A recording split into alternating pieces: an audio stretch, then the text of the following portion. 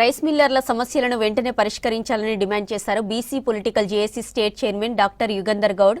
CMR అప్పగించిన రాష్ట్రంలో దాదాపు 400 మందికి, వనపర్తి జిల్లాలో 36 మంది రైస్ మిల్లర్లకు ధాన్యం కేటాయించడం లేదన్నారు. మిల్లర్లను సివిల్ సప్లై అధికారులు తీవ్ర ఇబ్బందులకు పెడుతున్నారని ఆరోపించారు నేతలు.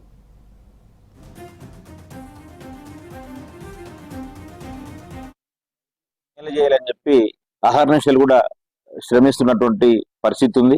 రైతులకు మేలు చేయాలనుకుంటున్న ప్రభుత్వం రైస్ మిల్లర్ల సమస్యలు కూడా పట్టించుకోవాలని చెప్పి మేము విజ్ఞప్తి చేస్తా ఉన్నాం. ప్రస్తుత సీజన్ లో వనపర్తి జిల్లాలో చూసుకుంటే ఈరోజు వరి ఎక్కువగా వండుతుంది.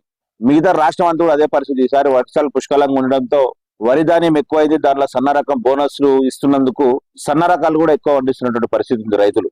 ఈ మధ్యలోనే దాదాపు 79 వనపర్తి జిల్లాలో 79 మంది రైస్ మిల్ కూడా ప్యాడీ అలాట్మెంట్ చేస్తా ఉన్నాం. ఈ సీజన్ కు మీరు బ్యాంక్ గ్యారెంటీలు కట్టండి అని చెప్పి ప్రభుత్వం ఒకటి సర్క్యులర్ జారీ చేసింది.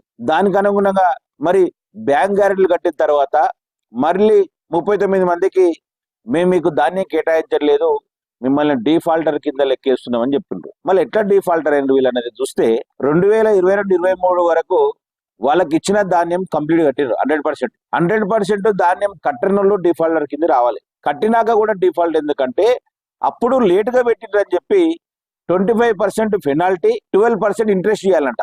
అంటే 2 years కింద కట్టిండ్రు. ఆ 2 years కూడా వాళ్ళకు రబీ ఖరీఫ్ ధాన్యం ఇచ్చిండ్రు. ఇప్పుడు కూడా ఇస్తామని చెప్పి సర్క్యులర్ ఇచ్చిండ్రు. బ్యాంక్ గ్యారెంటీ కట్టమని చెప్పిండ్రు. అయినప్పటికీ మళ్ళీ కూడా వాళ్ళకి ఏంటంటే అప్పుడు మీరు ఆ లేటు కట్టినందుకు దానికి పెనాల్టీ ఇంట్రెస్ట్, ఆ లేటుకు బాధ్యులు ఎవరు? ఎప్పుడు వీళ్ళకు ఉన్నదానికంటే అధికంగా ప్రెషర్ పెట్టి ఇచ్చి మీకు గోదాములు లేక నిల్వ చేసుకోనికే 6 నెలలు లేటుగా పెట్టించుకున్నది ప్రభుత్వం కాదని అడుగుతా ఉన్నా.